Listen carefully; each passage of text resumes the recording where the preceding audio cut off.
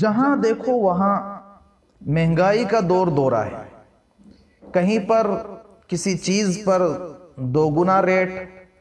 کہیں پر 4 گنا، اور کہیں اس سے زیادہ، کہیں تو 10 گنا ریٹ بڑھ چکے ہیں. ٹیکس کی بھرمار ہے. بارش کا موسم ہوتا ہے تو کہیں تو بارش کے لیے لوگ ترس رہے ہوتے ہیں، قحط ہوتا ہے، کال ہوتا ہے، اور کہیں ایسا سیلاب ہوتا ہے کہ لوگوں کے گھروں کے ضرورت کے سامان تک بہہ گئے ہوتے ہیں. کہیں جو حکام ہوتے ہیں، امراء اور سلاطین ہوتے ہیں، منتری اور عہدیدار ہوتے ہیں، وہ کرپٹ ہوتے ہیں، اور کہیں تو ان کی جانب سے اتنے مظالم ہو رہے ہوتے ہیں، اتنے ظلم ڈھائے جا رہے ہوتے ہیں کہ ہر کوئی انسانیت پسند اور انصاف پسند اور حق کی آواز بلند کرنے والا وہ پریشان ہو چکا ہوتا ہے. آخر ایسا کیوں ہو رہا ہے؟ آئیے اس کی وجہ ہم ایک حدیث کے حوالے سے سمجھتے ہیں. مستدرک حاکم میں حضرت علی رضی اللہ تعالی عنہ سے روایت منقول ہے. حدیث کا نمبر ہے 7923. حضرت علی رضی اللہ تعالی عنہ فرماتے ہیں کہ اللہ کے پیارے رسول صلی اللہ علیہ وسلم نے ارشاد فرمایا، اذا ابغض المسلمون علماءهم، یعنی جب مسلمان اپنے علماء سے دشمنیاں رکھنے لگے،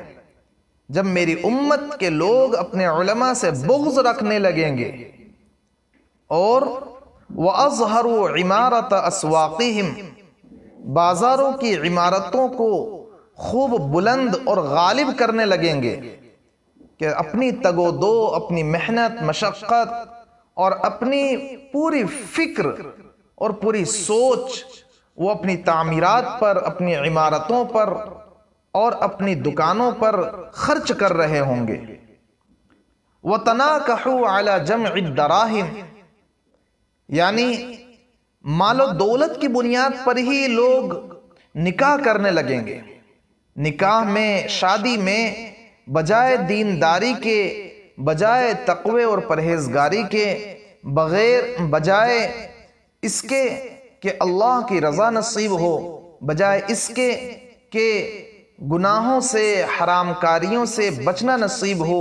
ان سب کے بجائے صرف اور صرف مال دولت کو اکٹھا کرنے کی نیت سے امت کے لوگ شادیاں کرنے لگیں گے. تو پھر کیا ہوگا؟ اللہ کے پیارے رسول صلی اللہ علیہ وسلم نے ارشاد فرمایا، رماہم اللہ عز وجل باربع خصال، یعنی حق تبارک و تعالی پھر ان پر 4 طرح کے عذاب مسلط فرما دیں گے. 4 قسم کے عذاب. نمبر 1، بالقحط من الزمان، یعنی کہ قحط سالی ہو جائے گی، موسم بارش کا ہوگا اور بارش برس نہیں رہی ہوگی.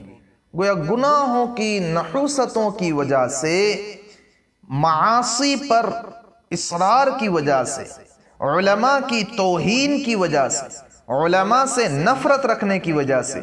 علماء سے بغض رکھنے کی وجہ سے،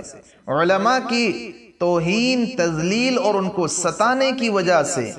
اور اپنا پورا کا پورا کردار وہ عمارتوں پر نبھانے کی وجہ سے،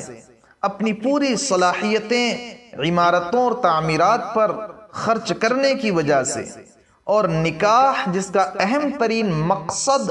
نگاہوں کو پست رکھنا اور شرمگاہوں کی حفاظت کرنا ہے، اس کو بھی گویا کہ روپیہ پیسہ کمانے کا ذریعہ سمجھ لیا ہوگا. تو پھر پہلا جو عذاب اللہ تبارک و تعالی نازل فرمائے گا وہ قحط سالی کا ہوگا، خشک سالی کا ہوگا، وہ کال کا زمانہ پہنچانے کے ذریعے ہوگا. نمبر 2، والجور من السلطان، حضور پاک صلی اللہ علیہ وسلم نے ارشاد فرمایا کہ بادشاہ کی طرف سے مظالم ہونے لگیں گے. ہر کوئی شکوہ شکایت کر رہا ہوتا ہے کہ فلاں منتری وہ ظلم ڈھا رہا ہے، فلاں عہدیدار، فلاں حاکم، فلاں وہ اس طرح کے ظلم ڈھا رہے ہیں۔ حضور نے ارشاد فرما دیا ہے کہ جب مسلمان علماء سے بغض رکھ رہے ہوں گے اور اپنی صلاحیتوں کو تعمیرات پر خرچ کر رہے ہوں گے، نکاح کو روپیوں پیسوں کو جمع کرنے کا ذریعہ بنا رہے ہوں گے، تو پہلا عذاب ہوگا قحط سالی کا، اور دوسرا عذاب ہوگا ظالم بادشاہ کی طرف سے ظلم اور ستم کا۔ تیسرا عذاب فرمایا والخیانت من ولاۃ الاحکام، والخیانت من ولاۃ الاحکام، یعنی حکام، منتری، عہدیدار، کرسی دار وہ خیانتیں کرنے لگیں گے، وہ کرپٹ ہو جائیں گے، رشوت کی گرم بازاریاں ہو جائیں گی، اور لوگوں کے مال دولت میں وہ خیانتیں کر رہے ہوں گے، ناجائز طور پر گویا کہ ٹیکس وصول کر رہے ہوں گے۔ اور نمبر 4 والصولۃ من العدو، چوتھا جو عذاب ہوگا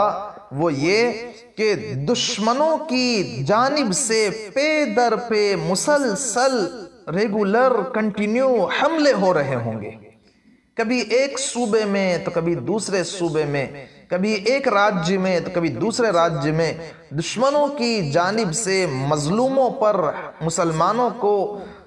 ٹارگٹ کرتے ہوئے، مسلمانوں کو نشانہ بناتے ہوئے ان پر حملے پے در پہ ہو رہے ہوں گے۔